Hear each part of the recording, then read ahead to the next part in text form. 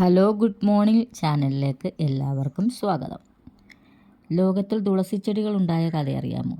വിഷ്ണുവിന് 3 ഭാര്യമാർ: സരസ്വതി, ഗംഗ, ലക്ഷ്മി.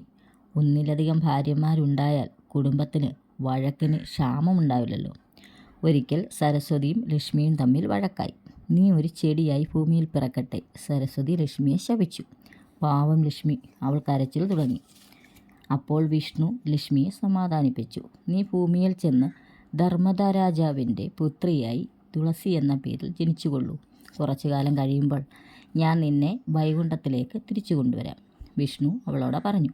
അപ്രകാരം ലക്ഷ്മി ധർമ്മധ്വജൻ്റെ ഭാര്യയായ മാധവിയുടെ ഗർഭത്തിൽ നിന്ന് രാജകുമാരിയായി ജനിച്ചു.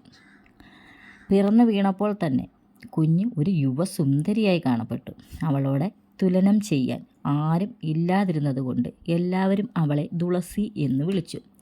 അവൾ ബദരിക ആശ്രമത്തിലിരുന്ന് തപസ് തുടങ്ങി. അനേകായിരം വർഷം നീണ്ട കഠിന തപസ്.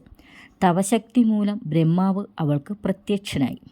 നിനക്ക് എന്ത് വേണം? ബ്രഹ്മാവ് ചോദിച്ചു. എനിക്ക് വീണ്ടും വിഷ്ണുവിൻ്റെ ഭാര്യയാവണം. തുളസീദേവി ബ്രഹ്മാവിനോട് തൻ്റെ ആഗ്രഹം പറഞ്ഞു. ശംഖചൂഡൻ എന്ന അസുരനെ നിനക്ക് ഭർത്താവായി ലഭിക്കും. രാധയുടെ ശാപം മൂലം അസുരനായി ഭവിച്ച ഗോപാലനാണ് അയാൾ.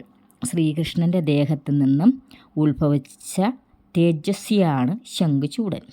അവൻ നിനക്ക് ചേരും. ബ്രഹ്മാവ് തുളസീദേവിയെ അനുഗ്രഹിച്ചു. കാട്ടിൽ വെച്ച് ശംഖചൂഡൻ തുളസിയെ കണ്ടുമുട്ടി. അദ്ദേഹം അവളെ വിവാഹം ചെയ്തു. ഭാര്യയുടെ പാതിവൃത്യം നശിച്ചാൽ മാത്രമേ തന്നെ ആർക്കെങ്കിലും കൊല്ലാൻ കഴിയൂ എന്ന വരം ലഭിച്ചിട്ടുള്ളവനാണ് ശംഖചൂഡൻ. ആ വരം കിട്ടിയതിൽ അഹങ്കരിച്ച് അതിക്രമങ്ങൾ ചെയ്തു നടന്നതിനാൽ ദേവന്മാർ ശംഖചൂഡനെ വെറുത്തു. അവർ വിഷ്ണുവിനെ ചെന്ന് കണ്ടു. വിഷ്ണുവും ശിവനും കൂടി ഭൂമിയിലേക്ക് പുറപ്പെട്ടു. ശിവനെ കണ്ടപ്പോൾ ശംഖചൂഡൻ അദ്ദേഹത്തോടെ അംഗത്തിനൊരുങ്ങി. ആ തക്കത്തിന് വിഷ്ണു തുളസീദേവിയുടെ അടുത്ത് ചെന്നു. ശംഖചൂഡൻ്റെ വേഷത്തിൽ ചെന്ന വിഷ്ണുവിനോട് തുളസി ഭർത്താവിനോടെന്ന പോലെ പെരുമാറി. അതുകൊണ്ട് എന്തുണ്ടായെന്നോ? ശംഖചൂഡൻ്റെ ജീവൻ അപകടത്തിലായി. അവൻ്റെ ഭാര്യയുടെ പാതിവൃത്യം നശിച്ചതിനാൽ ശിവന് ശംഖചൂഡനെ കൊല്ലാൻ സാധിച്ചു. അവൻ സുഖമായി ശാപമോക്ഷം നേടി തിരിച്ചുപോയി. ഉടനെ തുളസിക്ക് ലക്ഷ്മിയുടെ രൂപം തിരിച്ചു കിട്ടി. ദേവി വൈകുണ്ഠത്തിലേക്ക് പോയി. തുളസിയുടെ ശരീരം ദ്രവിച്ച് ഒരു പുണ്യനദിയായി ഒഴുകി. തുളസീദേവിയുടെ തലമുടി രോമങ്ങൾ ഭൂമിയിൽ കിടന്ന് മുളച്ച് മനോഹര സൗരഭ്യവും ഔഷധ ഗുണവുമുള്ള ചെടികളായി മാറി. ലോകത്തിൽ ഇന്ന് നാം കാണുന്ന തുളസി ചെടികൾ അങ്ങനെയാണ് ഉത്ഭവിച്ചത്.